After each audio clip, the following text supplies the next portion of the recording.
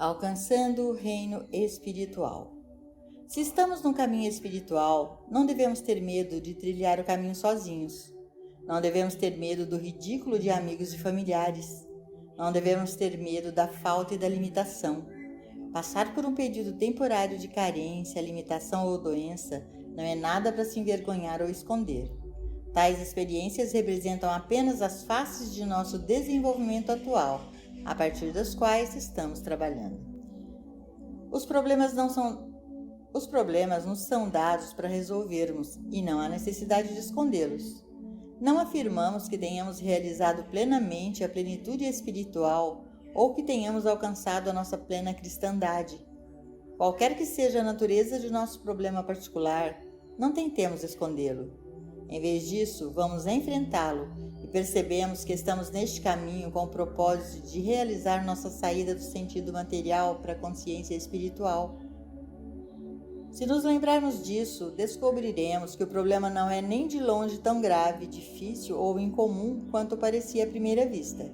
Lembremos-nos sempre, porém, de que não é função de Deus transformar um corpo doente em um corpo saudável, ou um bolso vazio em um bolso cheio. Tais mudanças só podem ser provocadas por uma mudança de consciência.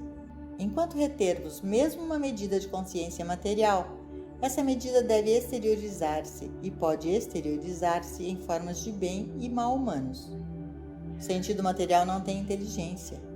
Pode ser uma boa experiência hoje e uma má amanhã, ou uma má hoje e uma boa amanhã, porque é da natureza das condições materiais serem às vezes boas e às vezes más. Qualquer medida de sentido material ou do que Paulo chamou de mente carnal que permaneça em nós, é certo que se exteriorizará em uma condição carnal, e essa condição carnal pode às vezes ser boa e às vezes má. Quando nos elevamos na compreensão da natureza de Deus e da natureza do erro que nos confronta, e na proporção em que alcançarmos a luz espiritual, não apenas as discórdias da existência humana nos deixarão, mas também as harmonias da existência humana. Todos parecem bastante dispostos a abandonar as dores, as discórdias e as limitações da experiência humana, mas a maioria das pessoas se apega ao bem humano. Eles não estão prontos para trocar seu bem humano nem mesmo pelo reino dos céus. O bem humano é tão melhor do que o mal humano que todos nós passamos a pensar no bem humano como desejável e a desejá-lo, sem perceber que existem coisas muito maiores do que o homem jamais sonhou. O olho não viu, nem o ouvido ouviu, tampouco entraram no coração do homem as coisas que Deus preparou para aqueles que o amam. Nenhum ser humano pode ter qualquer ideia das coisas que Deus reservou para aqueles que o amam. O universo espiritual não é um universo humano desprovido de erro ou discórdia. O universo espiritual é a ausência tanto do erro humano quanto do bem humano. É o reino de Deus na terra, não o reino da boa humanidade ou boa materialidade. Não é o reino de mais e melhor matéria, mas é uma ascensão acima do sentido material, mesmo do bom sentido material, para a consciência espiritual. Como nós no caminho infinito reconhecemos isso, não nos tornamos ascetas e rejeitamos o bem humano que chega para nós, mesmo que a realização do bem humano não seja o nosso propósito. O bem humano vem como as coisas acrescentadas. Existe um reino espiritual, um reino interior, um reino sobre o qual o homem mortal nada sabe.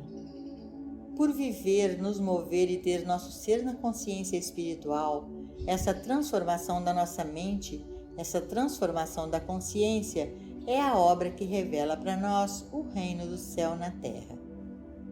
A natureza infinita do ser individual. Uma compreensão da natureza de Deus e da natureza da oração é essencial para o desdobramento espiritual, mas com isso também deve vir o reconhecimento da nossa verdadeira identidade. Não somos homens e não somos efeitos, somos eu. A natureza do ser individual é eu, e eu é infinito. Eu e o Pai somos um, e tudo que o Pai tem é nosso. Ao longo da Escritura, encontramos provas de que o bem flui de nosso ser. Ele não flui para o nosso ser, ele flui do nosso ser. Muitas pessoas estão vivendo vidas miseráveis porque estão sentadas esperando que o amor chegue até elas. Outras estão esperando que a amizade chegue até elas. E ainda outras estão esperando por justiça e misericórdia. Elas esperam e esperam. Elas imploram e suplicam. Elas até oram, mas não vêm. E isso nunca pode vir. Só há uma forma de poder demonstrar amor, abundância, misericórdia, justiça e bondade. E isso é ao expressá-los, deixá-los fluir, lançar o nosso pão sobre as águas. Através da meditação e depois pela verdadeira demonstração, aprendi que a plenitude da divindade está dentro de mim. Deus se realiza como meu ser individual, mas só posso demonstrar isso na proporção da minha capacidade de vivê-lo. Se eu tenho apenas algumas moedas hoje e estou disposto a me separar de uma ou duas delas, compartilhando-as com alguém que tem ainda menos, ou se eu não tenho moedas, mas tenho consciência de minha identidade, se estou disposto a sentar-me e orar e perceber essa verdade por meus semelhantes, por meus amigos, meus vizinhos, meus inimigos, se isso é tudo o que tenho, lanço esse pão sobre as águas. Se eu puder encontrar uma maneira de ser um amigo, se eu puder encontrar uma forma de expressar perdão, se eu puder encontrar uma maneira de ser mais justo e mais misericordioso, se eu puder aceitar a mensagem messiânica, quem tem visto a mim, tem visto o Pai. E se eu começar em qualquer momento a agir dessa forma, por amar, compartilhar, perdoar e cooperar, eu comecei a demonstração da minha harmonia. Esteja certo disso. Deus não criou a sua própria imagem e semelhança para deixá-lo em falta por qualquer coisa. A imagem e semelhança de Deus, a própria manifestação de Deus do seu próprio ser, não tem dinheiro suficiente e ao mesmo tempo saúde insuficiente, ou saúde abundante e não tem dinheiro suficiente. A imagem e semelhança desse eu que eu sou, o próprio Espírito Infinito em manifestação e expressão individual, é a personificação de tudo o que Deus é. Esse reconhecimento é uma revelação da verdade, mas não é a demonstração da verdade. A aceitação deve ser seguida de ação. A verdade sobre nossa própria identidade, nosso próprio ser espiritual e interior é contrária a todas as aparências. Aparentemente, somos seres humanos envelhecidos, moribundos, doentes e pecadores. Portanto, é aconselhável fechar os olhos com frequência e perceber. Tu, Pai, Tu és ser infinito, e esse ser infinito é expresso como um ser individual. Eu não reivindico tal verdade para minha identidade humana. Reconheço que um ser humano ou mortal não é divino, mas que um ser humano deve morrer para o sentido de eu na realização da natureza infinita de Deus. Estou tentando morrer diariamente para minha humanidade, não para espiritualizá-la, mas para entregá-la na compreensão de que Deus é um ser infinito, que Deus constitui o ser individual, espiritual, incorpóreo, o ser invisível, o ser que eu sou. Se eu fizer minha cama no inferno, eis que Tu estás lá. Se eu subir ao céu, Tu estás lá. Se eu andar pelo vale da sombra da morte, Tu estás lá. Por quê? Porque eu estou lá. Eu estou aqui e eu estou lá. Eu estou em toda a parte. Eu sou um ser infinito. Eu sou a autocompletude. Toda a mensagem do caminho infinito é um ensino de autocompletude em Deus. Isso não significa que humanamente sejamos completos ou perfeitos, autossuficientes ou autossustentados. A autocompletude é alcançada colocando de lado o senso humano do eu, renunciando e reconhecendo. O eu do meu ser nunca pode me deixar nem me abandonar. Assim como eu estava com Abraão, eu também está comigo. Eu nunca me deixará, nem me abandonará. Isso nos leva àquele ensinamento milagroso de Jesus Cristo, que é parte integrante do caminho infinito. Eu tenho alimento para comer que vós não conheceis. Eu sou o vinho da vida. Eu sou o pão da vida. Eu sou a ressurreição. Esse eu nunca me deixará, nem me abandonará. Onde eu estou, eu está, pois eu sou a verdadeira natureza do meu ser. Eu sou minha carne, eu sou meu vinho, minha água e meu pão. Eu sou o sustento da vida para mim. Eu sou o meu esconderijo. Eu vivo, me movo e tenho meu ser em Deus, no eu que eu sou.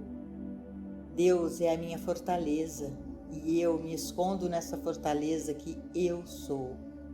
Nada pode de qualquer maneira ou por qualquer meio me atingir, me assaltar ou me ferir, porque eu sou, e além de mim não há poderes para infligir qualquer dano, porque só eu sou o poder. Eu sou a ressurreição. Se eu for levantado da terra, atrairei todos os homens até mim. Nunca use a palavra eu publicamente. Deve permanecer a palavra mais sagrada e secreta em toda a sua experiência de vida. Mantenha o eu levantado dentro do seu próprio ser. Como é reconfortante saber que eu nunca me deixará, nem me abandonará. Saber que eu é a fonte da minha vida, o princípio criativo do meu ser. Eu não preciso olhar para o homem cujo fôlego está em suas narinas. Se eu estiver perdido no deserto ou no mar, eu estará comigo e eu me alimentará, me sustentará e me conduzirá com segurança. Se eu caminhar pelo vale da sombra da morte, eu andará comigo e revelará a vida eterna para mim. Eu é uma oração secreta e sagrada. Cada vez que você sente a palavra eu dentro de você, está reconhecendo que Deus está mais perto de você do que sua respiração e mais perto do que suas mãos e pés. Existe algo mais próximo do que eu? Esse eu é o poder de Deus, ou o que chamamos de Cristo, o Espírito de Deus no homem. É a individualização de Deus, de seu próprio ser aparecendo na terra como você.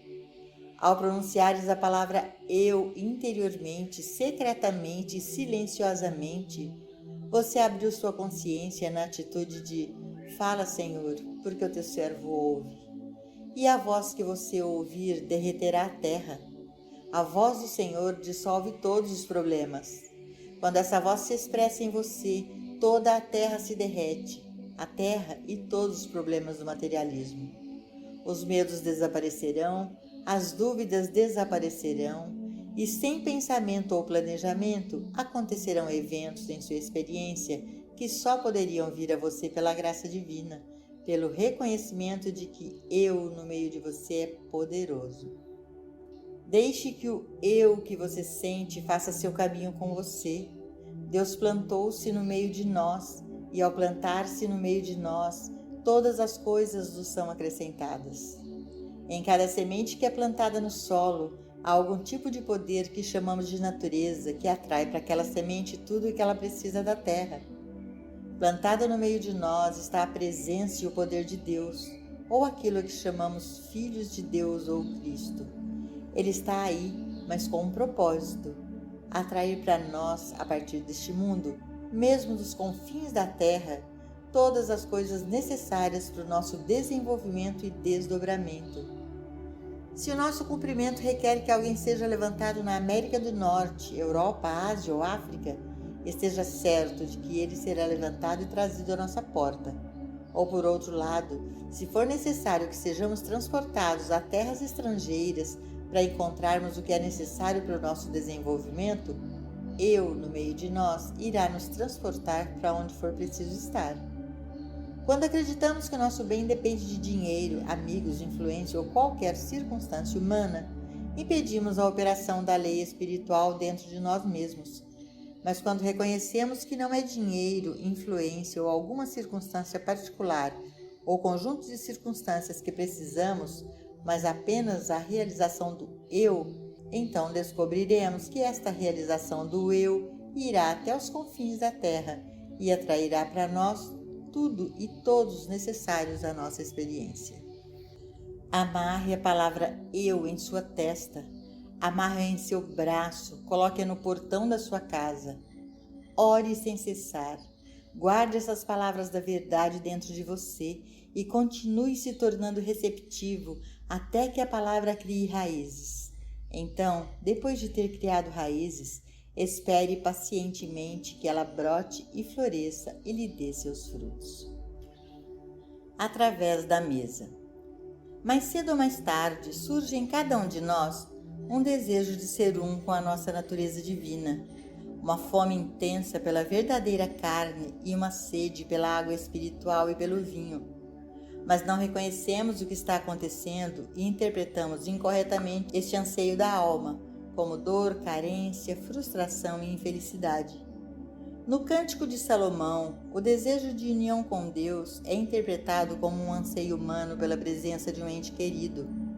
Em escritos místicos, encontramos aqueles que vagaram pelo mundo inteiro em busca de felicidade ou paz, e com pecadores em busca de consolo pela satisfação dos desejos dos sentidos.